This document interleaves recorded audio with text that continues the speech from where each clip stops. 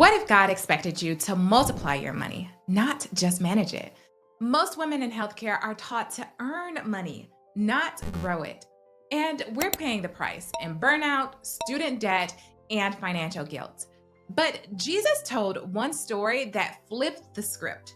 And it's not about struggle, it's about stewardship. These are 5 money lessons from the parable of talents that changed how I build wealth with faith, freedom, and purpose. When I first began to pay off my debt and increase my financial literacy, I hid.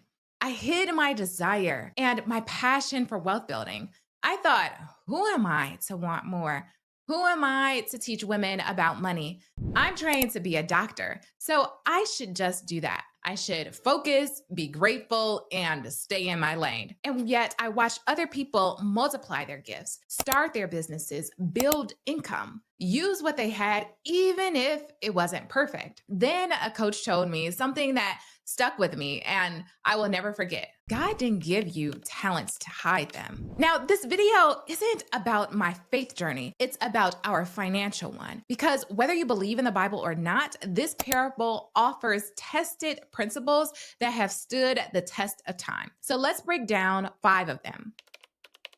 And the first is you've been entrusted, not overlooked. In Matthew 25, a master gives each servant a different number of talents. 5, 2, and 1, based on their ability. The one with 5 didn't earn it, and the one with 1 wasn't forgotten. They were entrusted to each according to his ability. So what women get wrong most of the time is they compare. They feel behind. They think, oh, if I just made more, then I could get ahead. But stewardship, it starts now with what you already have. So let me get clear with you. You have to understand and be clear on what you have been entrusted with. Write down your numbers. Get acquainted with your numbers. What is your total income? Like not only your earned income from your main job, but what about your side gig? What about your passive income? What is your net worth? What are your expenses? Most people avoid this because they're afraid of what they'll see. But God can't grow what you're not even willing to look at. Okay?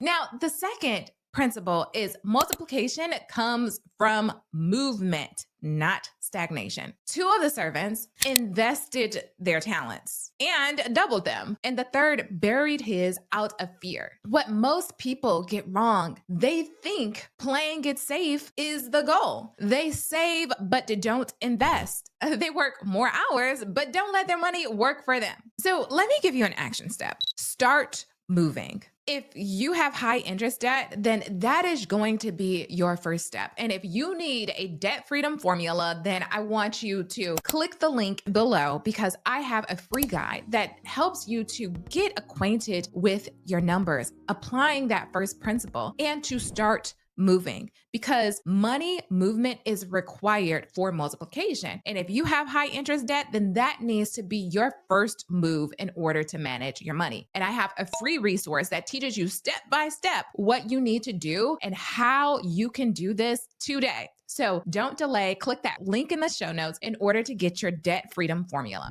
Now, if you are all done with debt, then the next thing that I want you to do is to automate. Automate $100 into a Roth IRA if you haven't it already. If you have your Roth IRA and you're like, yeah, been there, done that, it's fully funded, then automate $100 into a taxable brokerage account or open a high yield savings account. Invest while you learn because faith without works is dead and money without movement doesn't grow. So let's start growing our wealth today. And the third principle is fear is more expensive than failure. I should say this one again because the servant who buried his money didn't lose it, but he still got called wicked and lazy. The Bible says, I was afraid, so I hid it in the ground. What most people get wrong is they confuse fear with wisdom. They think, I'll wait until I know more, but the delay costs more than mistakes ever could. So I want you to ask yourself, what financial decision am I putting off out of fear? Is it negotiating your pay? Is it starting your business? Is it hiring financial help or a coach so that you can collapse time? And if you are delaying, If you need to build financial confidence, and if you are a woman in healthcare, then I want to offer you a free resource to set up a call with me, because God doesn't expect perfection, but He does expect participation. And if your fear of getting started or your fear of making mistakes is keeping you stagnant, then this call can be life changing. I'll ask you a few questions, you'll give me a few answers, and we'll understand what is the exact money move that you need to make today in order to open up your life towards the abundance that God has for you, or the abundance that this universe has for you. So do not delay, because your fear is costing you more than failure. And I want to help you to make a money move that is going to move you towards the prosperity that you desire. Now, the fourth principle that this parable teaches us is that small steps can create leverage. And I love leverage. The master says, "You've been faithful over a few things. I will put you in charge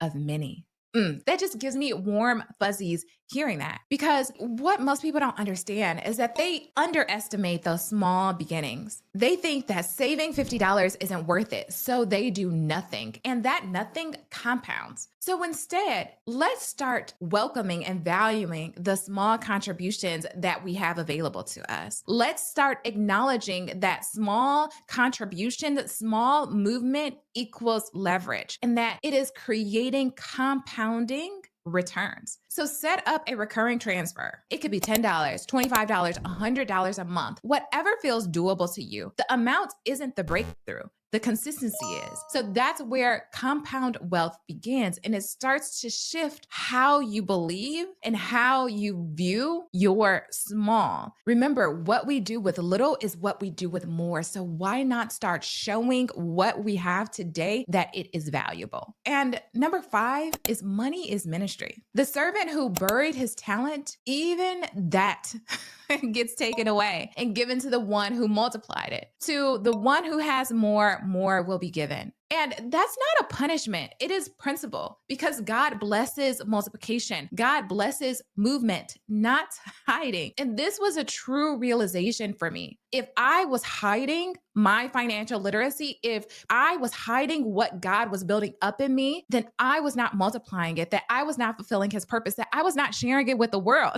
And that's when I started this YouTube channel, in order to be a good steward over what God has given me and to bring others to His kingdom. Because what I learned is, when I have more money, I can do more good in the world. And when more people have more money, then they can do good in the world. So I want you to stop thinking that more is greedy. Don't think that financial growth is selfish, because here's the truth. Wealth is not just for comfort. It is for calling. And that is really where I've been spending my money, is evaluating my values, helping those in need, Doctors Without Borders, children who go hungry year after year, and supporting women, even here in the city of Boston, to become better versions of themselves. Because in the hands of a woman with purpose, money becomes a ministry. So define your why. Who would benefit from your overflow? Your family, your community, your own rest. Hey, there's nothing wrong with rest and restoration. Give your money a mission, and trust me, it will serve you back and it will serve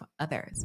So no, money and faith don't conflict. They cooperate. And God doesn't bless buried gifts. He blesses bold stewardship. So drop a comment below if this hit home from you. I know it's a little bit of a deviation of what I typically talk about on this channel. I just felt like this was a message to share. And I recently gave a talk at church, and it really highlighted Matthew 25, the parable of talents. So whatever it is, the gift that you have been entrusted with, whether that's the gift of singing, the gift of educating, the gift of artistry, the gift of really understanding complex topics and breaking them down so people know and can understand them with simplicity, you don't want to hide that gift. You don't want to bury that gift. You want to multiply that gift. So let me know in the comments, which lesson do you need to act on right now? And if you're ready to just stop working for money and start building systems that work for you, then I want you to click the link in the description and set up that call with me, because now is the time for you to multiply.